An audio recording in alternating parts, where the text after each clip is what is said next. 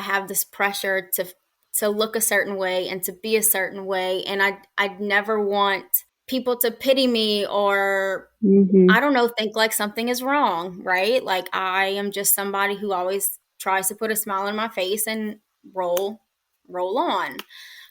But it was kind of like when my cousin died, that was kind of like, and then my dog died and my grandma died. I was just kind of like, yeah, this ain't looking good for the home team. Like this, I am not okay. And it got to the point of like just praying to God, like that I wouldn't wake up. Like I just felt like I can't go anymore. It was really, really dark.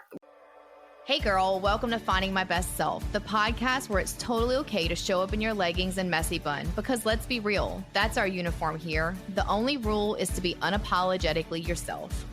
And I'm Mandy, and joining me is Pam, the queen of finding the silver linings. We're here to share laughs, tears, and everything in between. Think of us as your new best friends with some stories to tell and wisdom to share. From face palms to victories, we're diving into the journey of self-discovery, wellness, and what it means to truly embrace who you are. So whether you're conquering the world or just trying to find your phone in the black hole, purse, we've got you covered. Because here it's all about encouraging you to lace up those sneakers, or don't, we're not judging. And join us as we explore what it truly means to own your confidence and find your best self. So pour yourself a cup of coffee or a glass of wine and let's get into it. Hello and welcome back to another episode of Finding My Best Self. I am your host, Pam Revet, as well as Mandy St. Germain. And today we have with us Nikki Dealvo. Hi. I am so pumped to have Nikki on today. Nikki and I actually went to school together. We graduated together, and she is someone that I've always loved and looked up to so much, all through high school and even just through life, and following her life story on just a lot through social media because, life. And we don't really see each other that often, but just getting to follow along with her journey. Nikki she's married and she is a mama. She has 2 children. She's a special ed teacher, but she's also been a social worker as well, which she says is where her heart lies. She loves to run. She loves skincare, specifically this vegan snail mucin that I just learned about that I'm like, what the heck is that, even that word? She loves iced coffee, which I love too. And I know that there's a lot of people, it's like you're either hot or you're cold and there's no in between. I definitely love iced coffee as well. She's also an artist. Y'all, if y'all would see the beautiful paintings and art that Nikki does, she is so talented. Everything that she does is absolutely beautiful. And she also loves music and photography. And all around, she's just amazing. And so she has a lot to share. And it's taken me forever to get Nikki to get on this podcast with me. So I am so excited to have her here today. So Nikki, thank you for coming on today and being open to sharing the things that you've been through. And I know that this episode is going to inspire a lot of women because you're going to be specifically talking about topics that we have not covered on this podcast at all. And just to let women know that they're not alone in the things that you've personally dealt with and maybe are still dealing with today. So I guess we're going to jump in. I want to talk about your various professions, because I didn't really know that the difference, or really, I guess, between that you're a social worker or were a social worker and then a special ed teacher. I knew that you were a teacher. I didn't realize that you had done social work too. Yeah. So just kind of the difference in those 2 roles for you, and what was, I guess, your driving passion in those fields, and what wanted you to contribute into those. So I kind of have always known that I wanted to do both in a sense. Like my mom was a special ed teacher growing up, but mental health was always my passion, even before I think I even realized like I struggled with mental health in general. So after graduating high school, I went to Nichols and I have a degree in child family social services, and I also studied art. And then from there, I graduated from Tulane in the School of Social Work.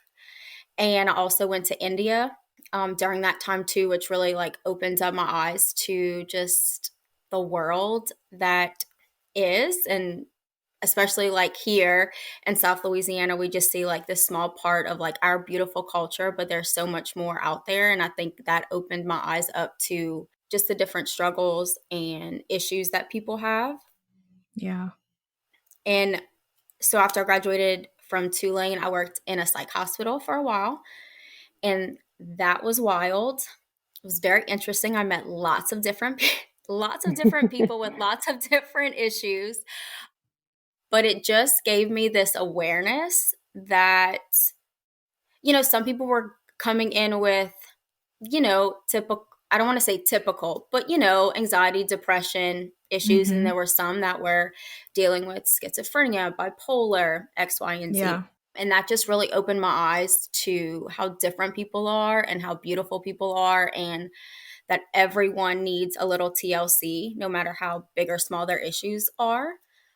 And so I worked there for a while. And then Alyssa and I, my wife, before we were engaged or anything, we talked about getting married and starting a family. And the psych hospital hours were just not it in running, in starting a family. Yeah. And so that's when I was like, well, let me just see if they will hire a social worker as a sped teacher.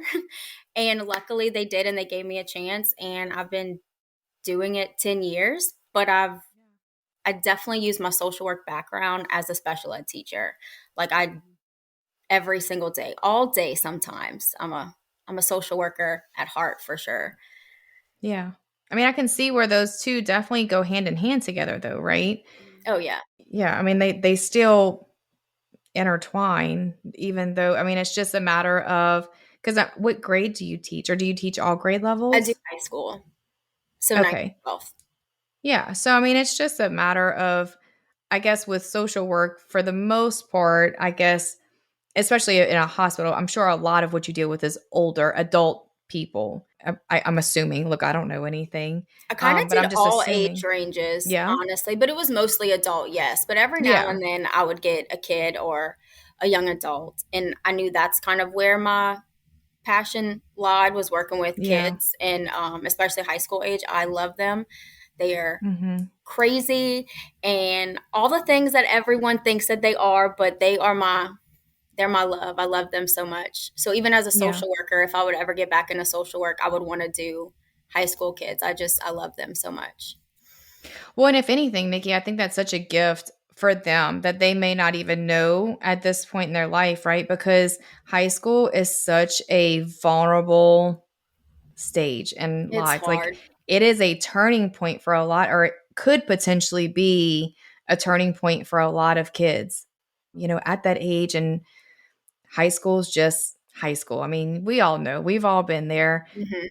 what high school is. And it's also at the point where you're starting to have to make big decisions for your life too. So to have someone like you to lean on with that kind of background to be able to help them with things that they may be experiencing, but not know that that's what they're experiencing, or not know who to talk to or how to talk about it.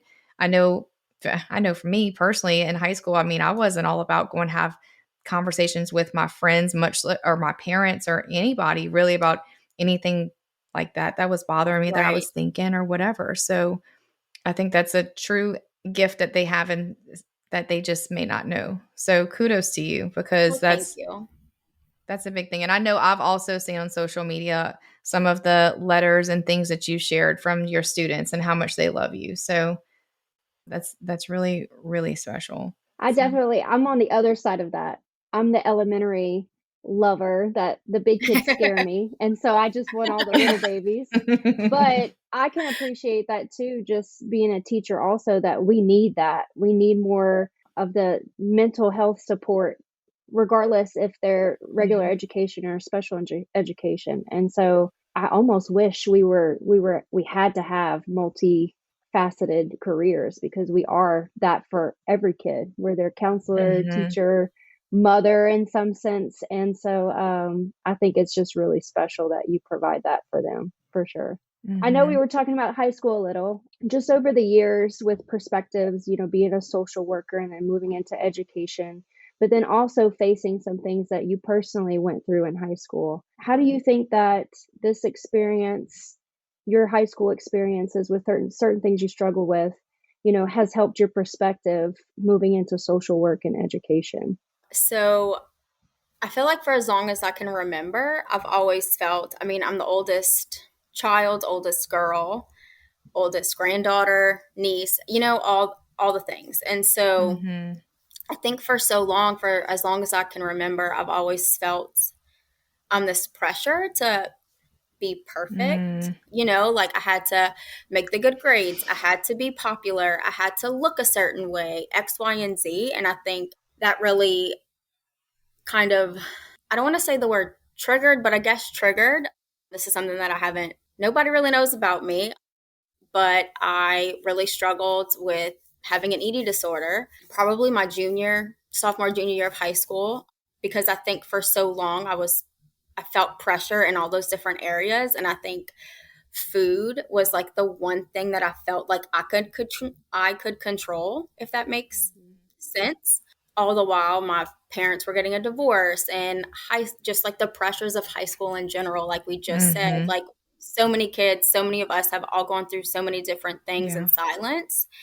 And I think that helps with me being a social worker and a teacher too, like because I think I suffered in silence for so long, and I didn't even realize that I was suffering in Mm-hmm. silence until almost now, honestly, like my healing journey through Yeah. everything else I've been through. Like I think I've had this awakening, I guess, of all the Mm-hmm. like layers. And I mean, we've all had Mm-hmm. childhood trauma, right? Some way darker and deeper than others, but we've all gone through things. And I think going through the other things that I've been through in the last 5, 6 years of Mm-hmm. my life really opened my eyes to all those other layers that I went through back then. And I think if I can not save, but if I can just like help them see that like it's gonna Mm-hmm. be okay. This is what you're going through. Let's talk about it. Let's feel Yeah. it, and like let's get over that hurdle. Like if Right. I'm doing that for Mm-hmm. one person, like that person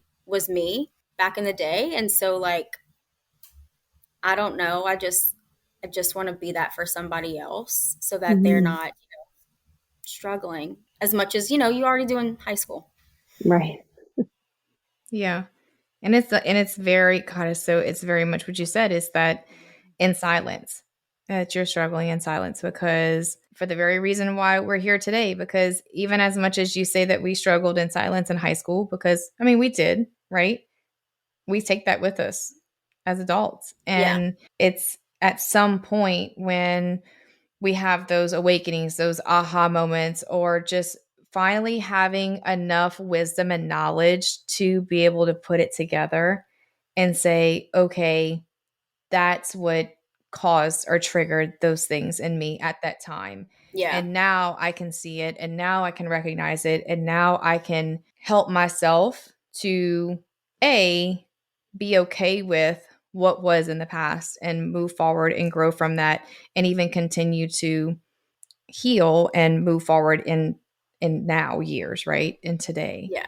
And then like you said, being able to help and to share, so that way people know that they're not alone and that it's okay and everything is going to be okay, and Yeah. how to be able to get through those things. So you talked about you and Alyssa, and that Hmm. y'all have been married for, is it 8 or 9 years? It'll be 9 years on Monday. Oh, happy Happy anniversary. early anniversary. That's exciting.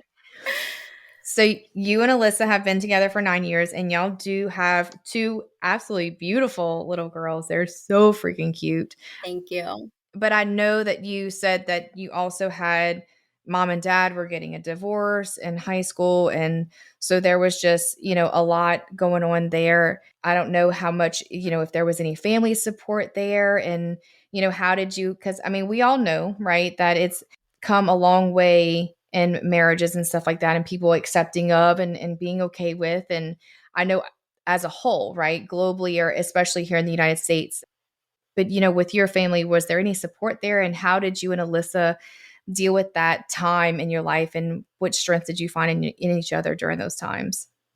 So I have to say I am so lucky and fortunate that my family, like my parents, my brother, my grandparents, aunts and uncles, I have a big family on both sides, have shown me nothing but like unconditional love.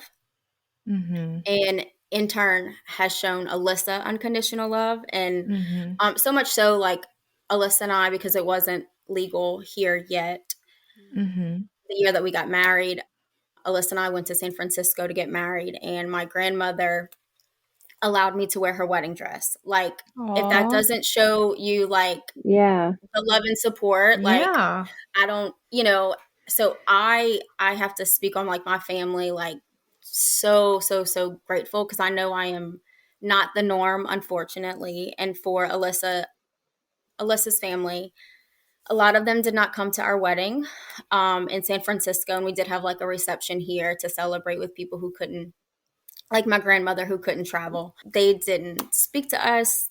Some of them were not the best to me. They didn't really even get a chance to know me. And so it was a real struggle for a really long time. Within it, we've been together 15 years total. We've been married, we'll be married 9 years. And so within those 15 years, it was definitely a challenge to like stay together sometimes, even though like we loved each other and we couldn't understand, like we're just two people who fell in love. Like, I mean, we were both born and raised Catholic. We were both born in the church. Like, we understand all the things, right? And we believe in God. We pray with our kids. Like, we're very spiritual people. But we just happened to fall in love, and we just couldn't understand why there was such pushback and lack of support from anybody, especially her family. Yeah. And it wasn't all, but it was enough that it really has affected her. Still to this day, sometimes she struggles with it. But I think at the end of the day, we had to just look within ourselves and, separately, we had to look within ourselves and, like, this is just who I am. I am just somebody who wants to do good in this world and just happened to fall in love with her, and vice versa. And we kind of chose each other and said, you know what, at the end of the day, like, we make each other happy. And so we're not going to allow anybody to stop us. And then that's kind of when we were like, okay, we're going to get married and we're going to start a family and we're going to try to raise these babies to just be good people and to love people for who they are. Yes. But it's still something that she still struggles with, and me too, because I mean, we've been together for so long. Like, I want nothing more for her to feel supported. But we've come a long way. We've come a long, long way. Yeah. I feel like this goes back to what we were talking about with like it being harder when it's family. Like we've talked about things before, just other situations. And, of course you always are going to go through these struggles, but it makes it almost harder when you have to separate that from family, because you do want them to be a part of it. But there's only so much you can do. And then it's on the other person. Like, this is my life. This is what we're doing. And if you want to be a part of it, like, that's what we want, but we can't force you to feel a certain way. And so we're going to move on with our life and hope and pray that you come around and be supportive. Yeah. But and I think for me, like, I've always been somebody, not that let's be real, I do care about what other people think, which is why it took me so long to agree to come on this podcast, like I just hope that I just give off, love and light, like I just I want the best for others, and I want that reciprocated for me. And when I realized that some of her family members, and like I said, not all, because I'm sure somebody's going to listen to this, but they weren't giving me a chance to get to know me or what I believed in or why I was in school or like any of that. I kind of had to just accept, like, okay, this isn't about me, and I just have to make me happy, and I have to make sure that Alyssa is feels safe and secure, and that she is happy. And then, I think that's when we kind of like, we're okay. Like, this is our life. And if they, like you said, if they want to be a part of it, they are more than welcome. But we're going to kind of just like move on, Right. That took a long time to get there, but it's just that it's the accepting. It's for you to accept, like you said, that it's not me. It has nothing to do with me and who I am. And not just you, but Alyssa as well. Like, for both of y'all to be able to say, it's not me. it's them, and I just have to accept that and just move forward with my life. Yeah. It's that part that's hard. It's hard to get to that point. But ultimately, if with anything in life, that's just how, we have to be able to get to in any situation or scenario with any person, family or not, is it's just doing what's best for us and just letting go of what other people think or have to say or their feelings. Right. Because it's not your feelings. I mean, their feelings, what they think has nothing to do with you whatsoever. Yeah. So, well, I know you talked about your 2 babies, and I know that there was a bit of a journey that came along with that, with facing like infertility and loss. So, with those experiences, how do you think that you got through that with, finding strength in those sadder, darker times? Oh, girl, that is such a loaded question. I know it's. I will say this, Nikki, because I didn't know all of that. And for those of you listening, before anyone comes on the podcast, there's a list of questions that we send to them for them to be able to answer, so we could get a little bit of insight to help us to better guide the interview. And so, like I said in the beginning, I went to school with Nikki, and I knew her, and I've always followed her and stuff on Facebook and kept up with her and all of this. But there's just things that I was just very, surprised to hear, because I didn't know. And this is one of them. So, because I do believe at some point you had shared, I think, about the miscarriage, Yeah. but just the whole process and exactly all what you had going through. And I know you'll talk about it, the whole process of what I didn't know all of it. So I'm just very interested to see like how that process was for y'all and what y'all went through. And then too, even relaying back to with family, right? And how all of that came about. Because I'm sure y'all faced that even more so at that point. Yeah. So this is a little bit of a difficult grief in general is hard to talk about, right? And I've got multiple levels of grief, not just with like the infertility and the miscarriages, but like all the things in between. And I guess I'll kind of like touch on all those things a little bit. But, after Alyssa and I got married, we always knew we wanted to have babies. And so it was kind of like, I mean, God says, like, joke's on you. Our plan was she carry, then I carry, then we adopt, right? That just didn't happen at all. But before we tried to have a baby, we got married. My grandmother passed away from ovarian cancer. And it was in that moment, it was like we got married, she died. And then we were out, whatever. And we were both like, what is the point of waiting? We've been together so long. Like, we just because Alyssa was so wonderful and was with me through the entire process of watching my grandmother suffer and pass away. And she was like, you're right. Like, what are we waiting for? Like, let's just do it. Life is way too short. So we're like, okay, you'll go. Alyssa is older. And when I say older, she's 6 months older. Like, let's be real. But that's just what 6 months. But like, that was just our plan. Like, she'll go first because she's older, and then I'll go, and then we'll adopt because we've always wanted 3 kids. So we had Edie. And right after Edie turned 1, we were like, okay, we're going to have these babies close together. Let's just do it. Yes. We go to the doctor, and I got probably the most like heartbreaking news, like that this is not going to be easy. Like, your body is not working right. I had low ovarian reserve. So that just means like I was already like in menopause essentially. Oh, wow. And this was going to be work. And so, Nikki, did you know you had no idea of any of that beforehand? Like, no, I had none. No symptoms? Like, you didn't like had no like something's going on, like nothing? No. And honestly, I mean, this is probably a little bit TMI, but like, I thought I was going to be, I thought it was going to be easy for me because I was very regular, like, I was healthy. I work out. I have celiac disease, so I'm gluten-free. I'm a vegetarian. I eat health, like all the things, right? Like all the things that like you think makes a fertile woman. And no, joke's on me, right? God's like, psych. So it was a lot. I went through a lot of fertility treatment, some of which I still struggle with because it was very expensive. It took such a toll on my body, emotionally, physically, mentally, all the things.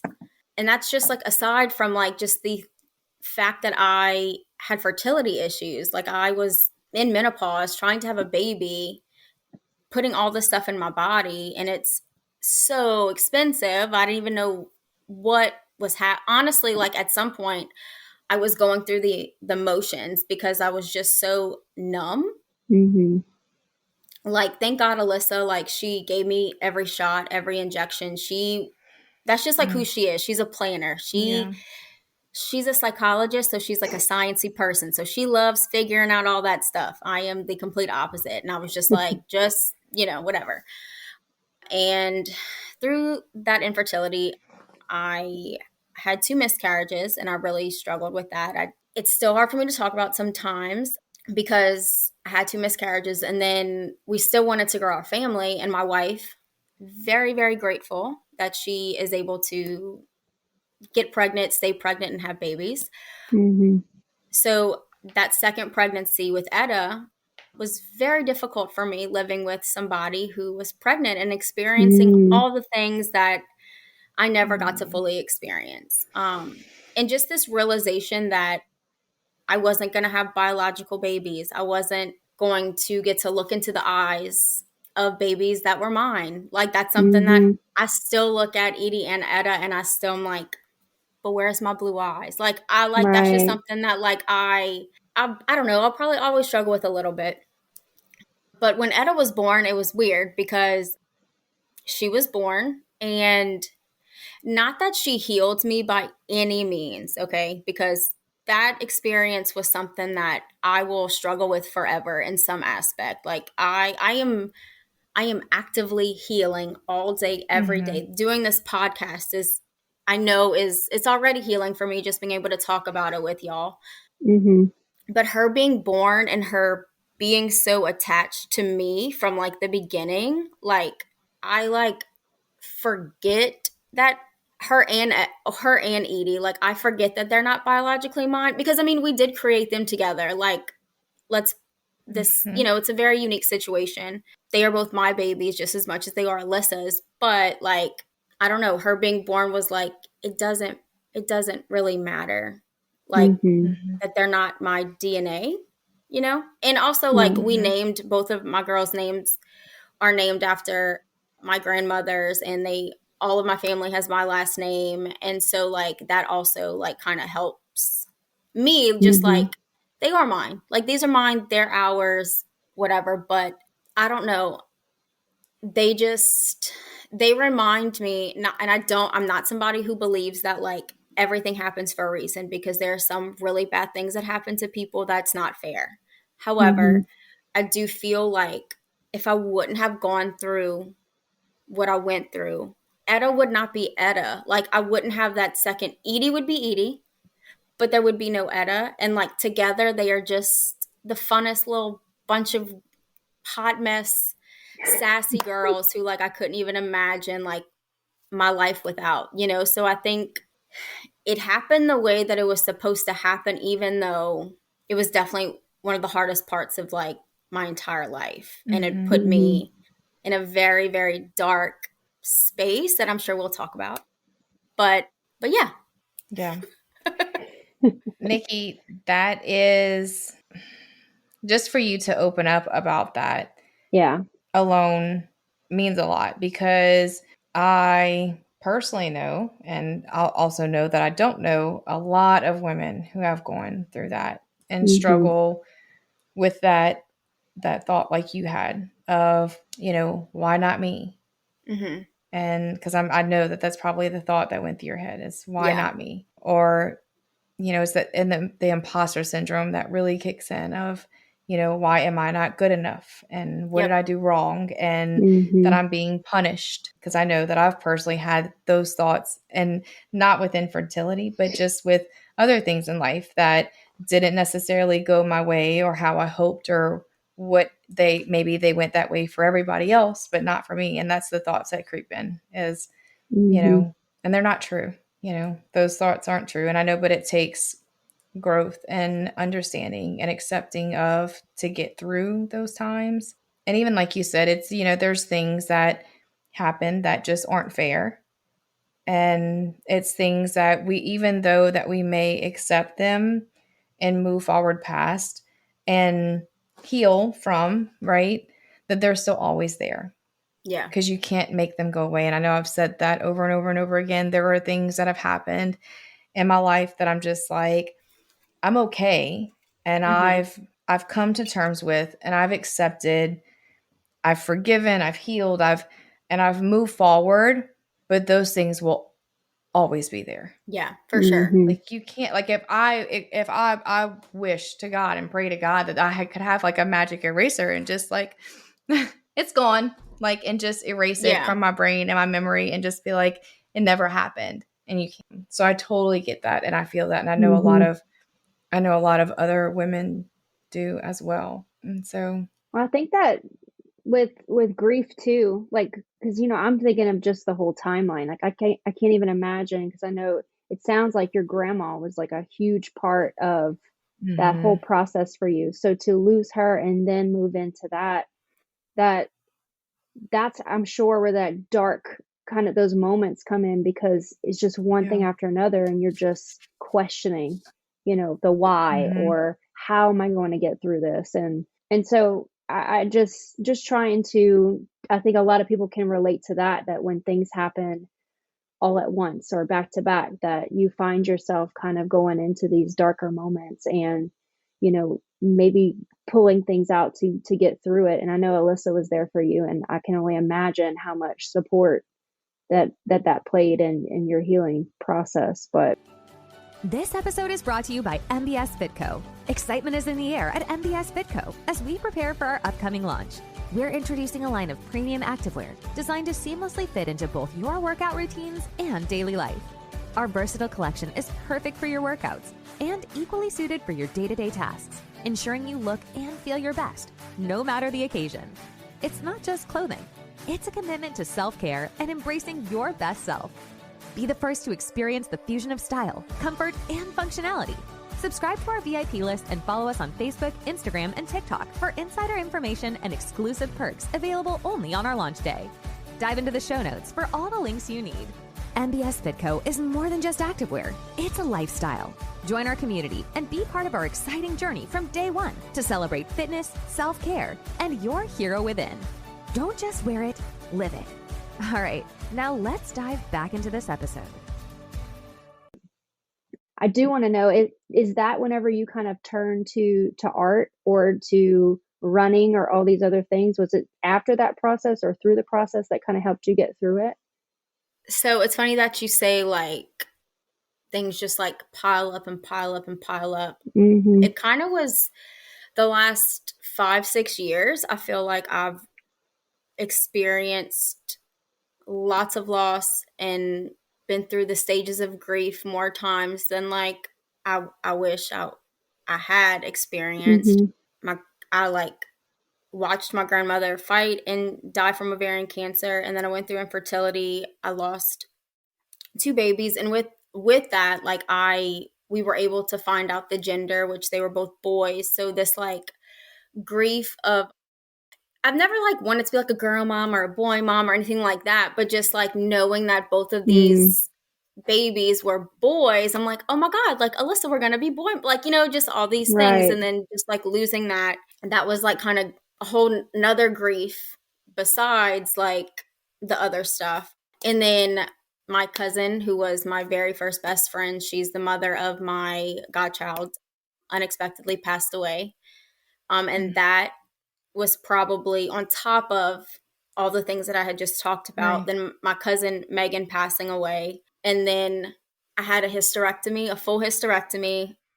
Like I have nothing left down there, which is a whole nother set of loss and grief that I was not expecting for me to feel. And then my other grandmother passed away and my dog passed away. And I feel like I'm definitely missing something here that I've experienced, but it was just like so One after the much other. loss Yeah. and grief and just darkness Mm-hmm. that consumed me for a long time. I think the only person who really probably actually knows like the depth of like the abyss that I was in for so long would be Alyssa, because she lived with me, because you know, like I said, from my childhood, like I have this pressure to look a certain way and to be a certain way, and I'd never want people to pity me or I don't know, think like something is wrong, right? Like I am just somebody who always tries to put a smile on my face and roll on. But that, it was kind of like when my cousin died, that was kind of like, and then my dog died and my grandma died, I was just kind of like, yeah, this ain't looking good for the home team. Like this, I am not okay. And it got to the point of like just praying to God, like that I wouldn't wake up. Like I just felt like I can't go anymore. It was really, really dark, really, really dark. And then Alyssa was finally like, you have, like, we have these babies that like you, because I went through like you had said, Pam, like I'm not, you know, you feel like, why me? I'm not worth it. All these other things. And it was like my brain was just like, you're not meant to be a mom. You're not meant to be a teacher. You suck at art. Like just all these things, you know? And so Alyssa was like, let's do something. Like you are a social worker, like you know mental health. Like what are we doing? And so it took me taking days, like breath by breath, like just literally some days I would just get out of bed and being like, okay, I am winning today because I got out of bed and I got my kids dressed and I had coffee and I'm going to work, you know? And then I finally accepted that like I do need some help. I need to go see a therapist. I need to go see a doctor. Maybe I need to get on an antidepressant, just something. And so it was like those little things that like I just forced myself to do, I guess, because I didn't want to. I had no energy to do any of it, but it was like this conscious effort to make those choices every day, every hour sometimes. And then it was Edie and she was like, Mama, can we paint? And I was like, okay, sure. And I hadn't picked up a paintbrush or anything in forever because, you know, imposter syndrome is a real big thing for me. Like, I am not good enough to be doing all this, but okay, Edie. And then I painted something and it was so like, it was way more therapeutic. And it was actually like, oh, this ain't half bad. Like, look at that. Like, I did that. Like, okay, all right, that's cool. And so I think like me, like her pulling me out of that and been like, Mama, let's paint. Like you have, because I have all of my grandpa's paints because he was this phenomenal painter. And so I used to paint with him growing up. And so I had all of his stuff. And he was just like, she was like, Mama, let's pull out Papa's paints. That's going to make us both happy. And we're going to do it. And that really was like the stepping point of like just choosing to paint something, anything with my, at the time, like I think she might have been 4 at the time, 4-year-old. Like that really helped me more than I like ever realized that it would have helped me. I just like talked a whole lot, but no, I'm so glad though. I feel like go ahead, Pam. No, go ahead. I just feel like so many people can relate to that. And like we talked about at the beginning, that this is stuff we haven't talked about. And I know even Pam and I have had conversations about certain situations within each other that you just don't say, or it's almost that thing like check on your happy friends, because that's 100% what it is. Like there's so much that people are dealing with that you just don't talk about, and or you know, a lot of it's like, okay, well, it's not everyone's business either, but at the same time, that doesn't mean that these happy, outgoing people aren't struggling on the other side of it. And that's why I'm so glad that you brought it up, because I do feel like everything that you just said, someone can relate to it in some capacity. Yeah. I'm sitting like the whole time. I'm like fighting back tears for I know, you me too. and with you. Well, for you and with you, Nikki, because it's like I want to look at you and say, like, I hope that you know that you're not alone, because I have been in that same place. Like, I know exactly what you're talking about and exactly what you were feeling, of that feeling of having to make yourself do things that you have no desire to do because all you want to do is die. Yep. Like, I know what that feeling is more than I ever want to, Look, we're all that gonna we get ever want to emotional. talk about. I know. Like, I'm that like, we ever want to talk about, right? Because I Yeah. know what that feeling of is, to literally ball up in the corner of the room and just say, like, let me die here. yeah, like Yeah. just take me. Like I've said, I've Yeah. prayed about, I've said those exact things. Like, Yeah. just take me. Like, Like, it's okay. I know. So like, and like more than once in my life. And like, that's the kind of things that you're like, I'm not proud to admit that, but like more than once in my life, it's something that I struggle with a lot through like different things and different points.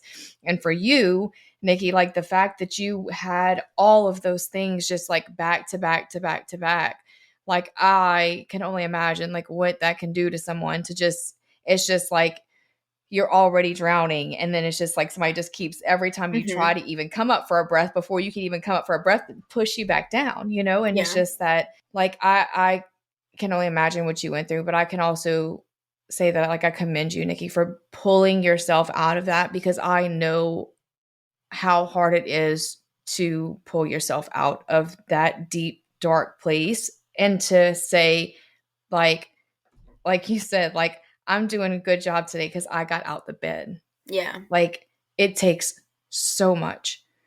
And so, like, kudos to you for pulling yourself out of that, and for that little girl, that baby, to help her mama to do that. And if that says anything, Nikki, of, that she was the one that was chosen by God to put her here to help to pull you out of those moments. Oh. That's how you have to look at that, Nikki, because that's the truth. Yeah, absolutely. Like, when there is a purpose and a reason, like, God put that little baby on this earth because God knew that you were going to need someone at some point to help to pull you out. Yeah. And my girls, like, or, I mean, I love Alyssa, but those girls, even when they are driving me nuts and they are running around and they're cartwheeling and dancing and doing all the things that they do all day long, like, they are like my reason. Like, if they wouldn't have been here, like, I don't know that I would have been here to do this podcast today. Like, they are what drove me to, like, get up every day.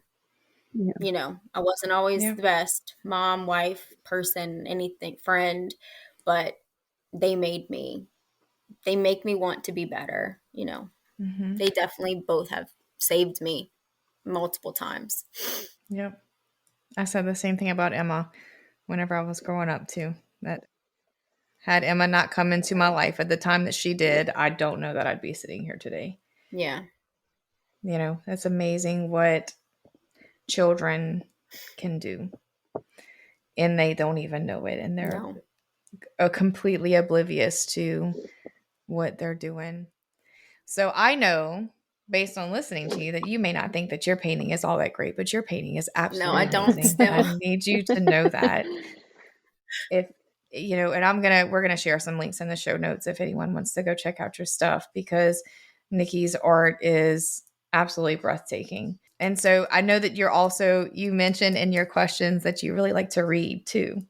That you're an avid reader, and I know you listen to a little podcast listening and stuff. So, like, what's your favorite theme? I mean, if we can try to lighten the mood a little bit, and like, what's your favorite theme in your books and in podcasts? Just things that you do for, whether it's empowerment or to just kind of escape, to help you with your journey and towards improving and mental health and all of that. Like, what do you lean on? So besides like the art and stuff, I run a lot.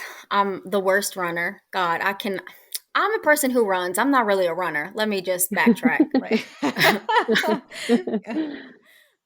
And I recently started working out. I'm going to shout out Girls Gone Buff in Chalmette. It's a female, mostly female gym, and they have brought out things in me that I never, like, I just deadlifted 200 pounds. Like, never in a million years did I think that I could do that.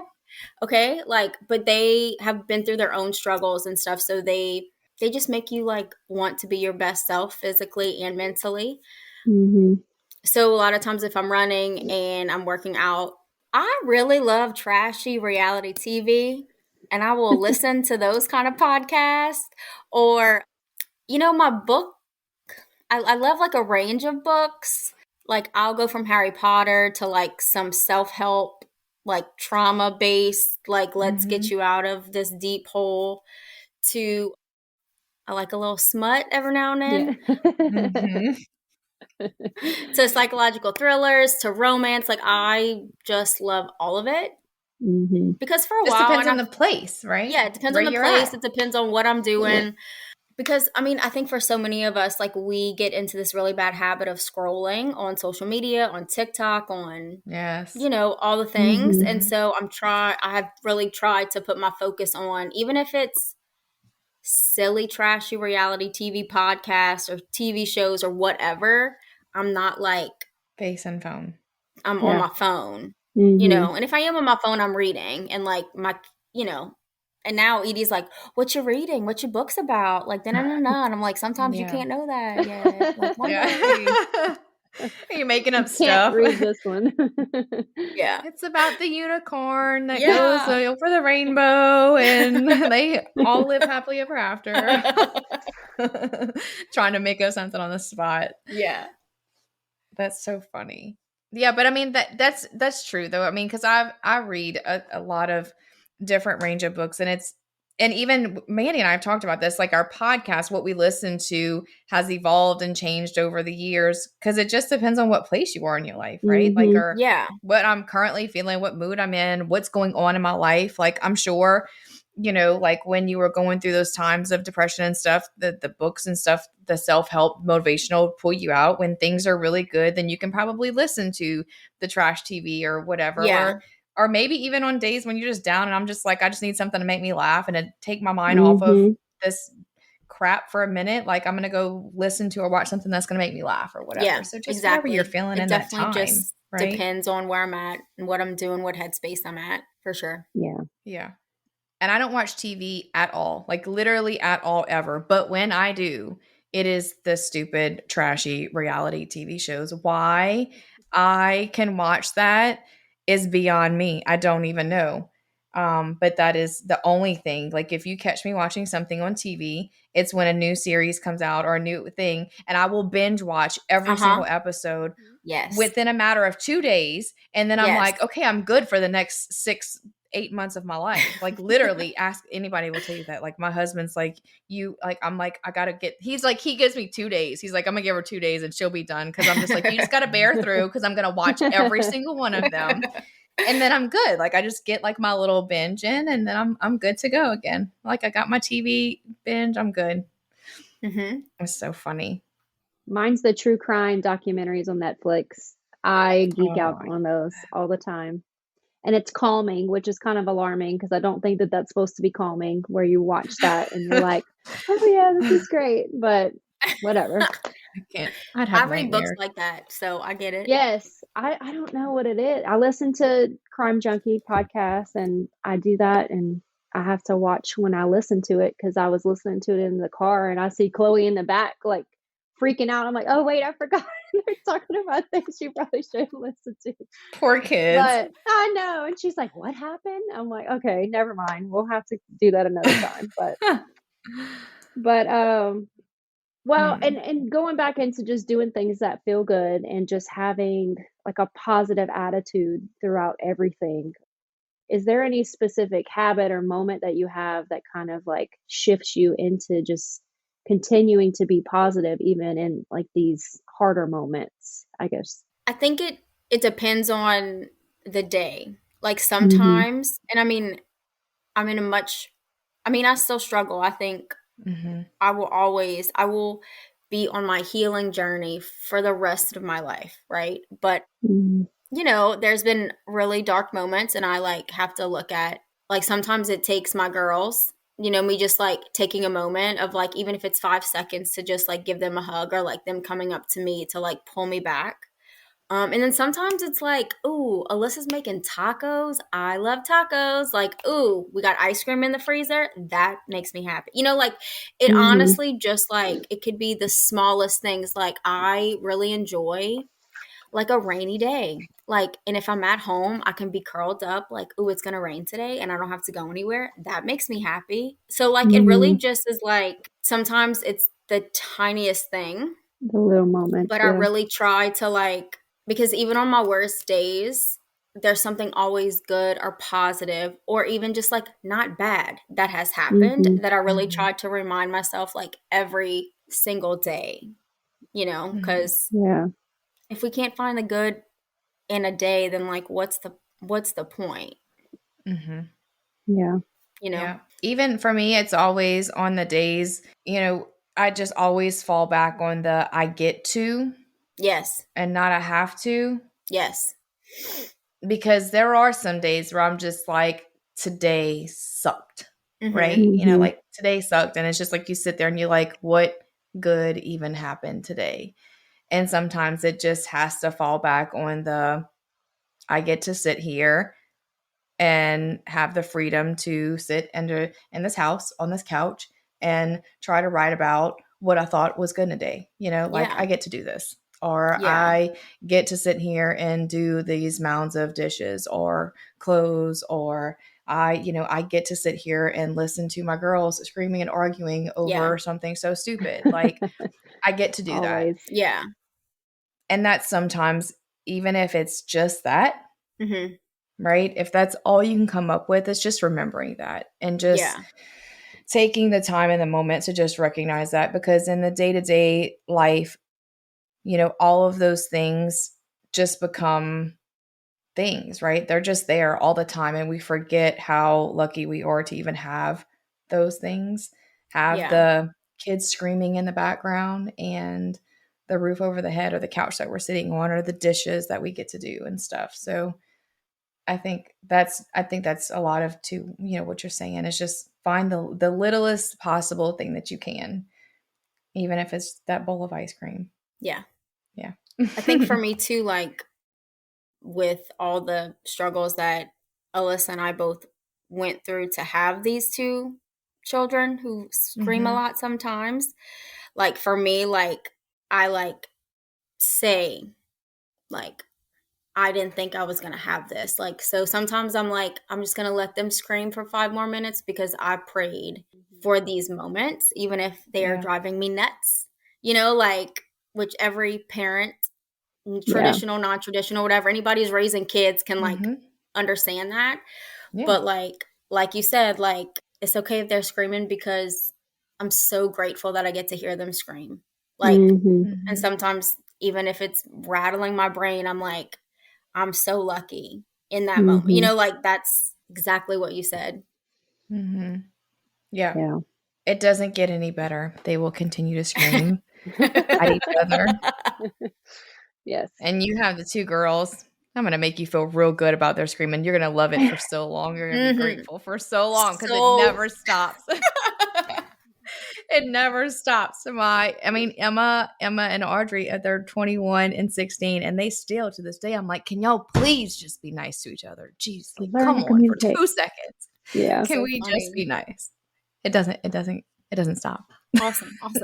Can't wait. You got a lot more years of being grateful for that screaming. So, gosh, Nikki, we've talked about so much. I guess after just cumulative of everything that we've talked about, I know that you spoke on that you're still healing, right? And we're still working through and trying to get through. But it seems that you have gotten to a point where you've kind of found your happy and a little bit of your purpose in life. But we're still all, and I feel like, you know, even sometimes may always be just in that pursuit of happiness, right? And just continuing to grow and find out more about who we are and where we're going in life. And I guess what advice would you give to listeners, I guess, in just that? Like, what did you do, I guess, to take that leap into finding you and your purpose and moving forward past all of the hurdles and the triumphs and the hurt and the depression and everything? Like, what lesson did you learn, or what exactly in life was it that was that I guess breaking point, that pushing point for you to just push forward?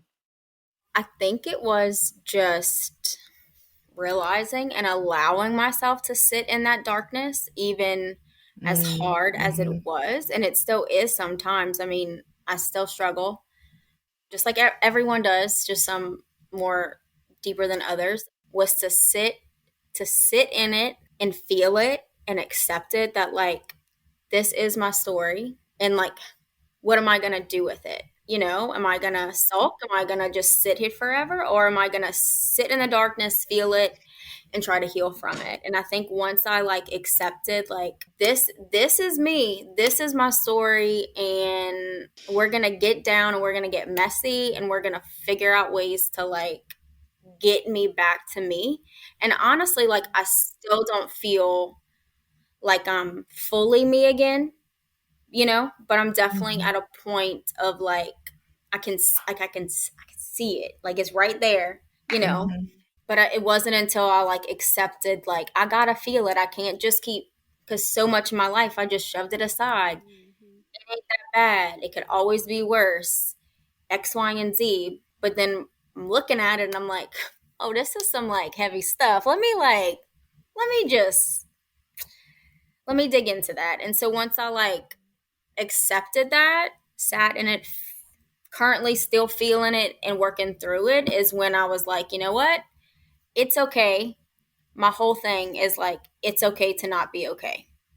And once I accepted that about myself is when I really like could feel a shift in my mindset, physically, mentally, emotionally. And I'm like able to continue to heal and do the work that needs to be done within myself to be a better me, to be a better mom, wife, teacher, social worker, friend, sister, daughter, all, you know, the list goes on of all those things. But yeah.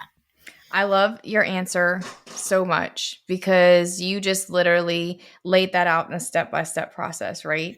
It's acknowledging it, because not even in just, gosh, this covers in so many different topics, and not even just life in general, but like relationships and conversations and everything. But it's acknowledging it, that it's there, and not sweeping it, right? Not just pushing it to the side. It's acknowledging that it's there first, and then sitting with it. Mandy just sent me a podcast yesterday. Who was that on that podcast? Jasmine Star.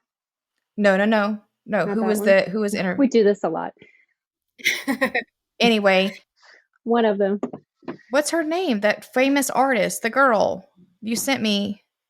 Oh, dang it. I'm going to think of it. But she said that, like, she said, you have to sit in it. And I know that I've personally done that as well. Just sitting in it, and that, like, sit with it, feel it, understand it, hold on to it. And then so that, because until you sit with it, you can't work through it. You have to sit with it first.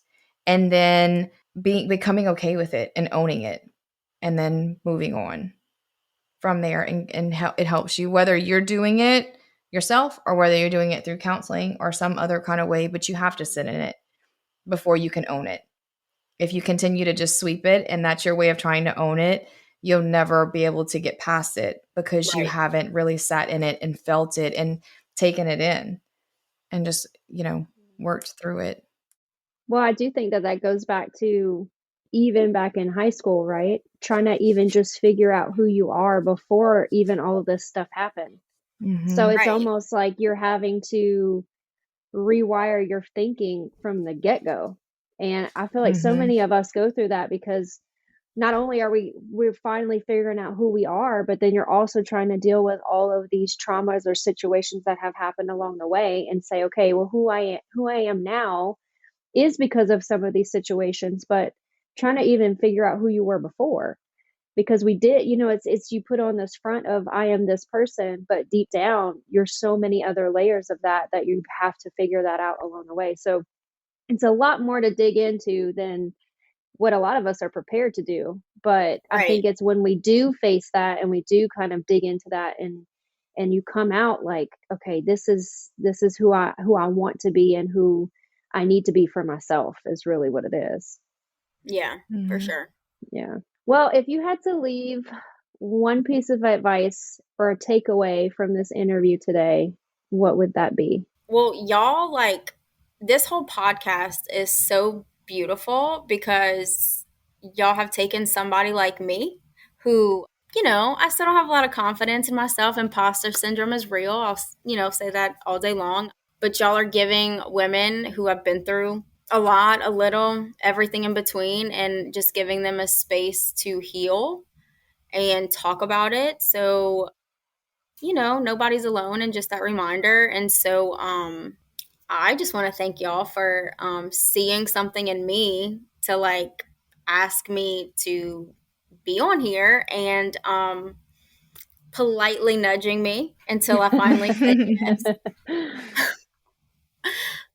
Because I think, I am taking away a lot from this experience. And so I think for any woman, just in general, going through anything, just to kind of find your own power to be able to talk about it, not talk about it, write it down, whatever, to heal in any way that is best suited for them, because we're women and we're strong, and we all have to heal from whatever it is that our journey has been thus far. And so, just finding your power to make that step to be the best version of yourself. And at the end of the day, like, it is okay to not be okay. And we just have to figure out a way to navigate that to be better every single day. Yes. Well, thank you. Thank you for that, Nikki. I appreciate that. We appreciate that more than you know. Just those words. Okay, well, we're going to wrap it up. And before we do, just again, Nikki, thank you so much for coming on today. It meant a lot to have you here. So thank you. And I know that this episode is going to resonate and help so many women, more than I think we even know at this point. But we like to close out all of our episodes with our own little personal saying. So Nikki, what, in your opinion, what does finding my best self, the woman beyond the cape, mean to you? I feel like I've said it periodically throughout the episode, but so, I kind of feel like it's almost like every woman wears a crown, but really every woman wears their own cape, and we have to figure out what cape that is that's going to bring us the most power to be who they are and to be their best self. And sometimes that takes a lot of digging to heal and have that power to be your best self. But as long as we're wearing the cape, we can keep fighting. And that's like the perfect reminder that we as women are fighters and we are strong, and that we can do anything as long as we've got, the right people behind us, especially women. Yes. Behind us. Oh, that made me emotional. Yes. Yes. It did. Yes. That's so good. That was so good. I love that. Yes. Well, Nikki, again, thank you for coming on today. I hope you know how inspiring your story is going to be, is to me, to Mandy, and will be to a lot of people. And just, I want you to know that you are worthy of all the things, Nikki. You're worthy of a happy life and family, and just know that you yourself should be able to look yourself in the mirror and say that, I am worthy and I am loved. So if this episode resonated with you in any way, if you have a friend or a family member who may be going through or has going through any of the similar things that Nikki has been through, and you know that they just need to hear this episode, please share it with them. Leave us a review, and you can check out, we are going to put in the show notes Nikki's way to find out about her art stuff, because y'all have got to see how amazing her art is. And just like Nikki just said in the very end of her, what finding my best self, the woman beyond the cape, means to her, you are strong, you are capable, and you are worthy. We love you and we're endlessly rooting for you. And we'll chat with y'all soon. Well, that's a wrap on today's episode of Finding My Best Self. It's been real. It's been fun. We hope you found a piece of your story in ours and feel a little more inspired to chase after your best self. And don't forget to share this episode with someone who needs a little boost today or a good laugh. And make sure to subscribe to our podcast so you never miss an episode. Nothing says owning your confidence like a new outfit from MBS Fit Co. Check out the show notes for the link to shop our luxury athleisure. Go ahead, girl. Treat yourself. And if you've got a story to share or a topic you're dying for us to cover, drop us a line. Our email is in the show notes. Just reach out and let's keep the conversation going. So until next time, keep owning your confidence, embracing the chaos, and remember, the best version of you is just an episode away. And again, we love you and we're endlessly rooting for you.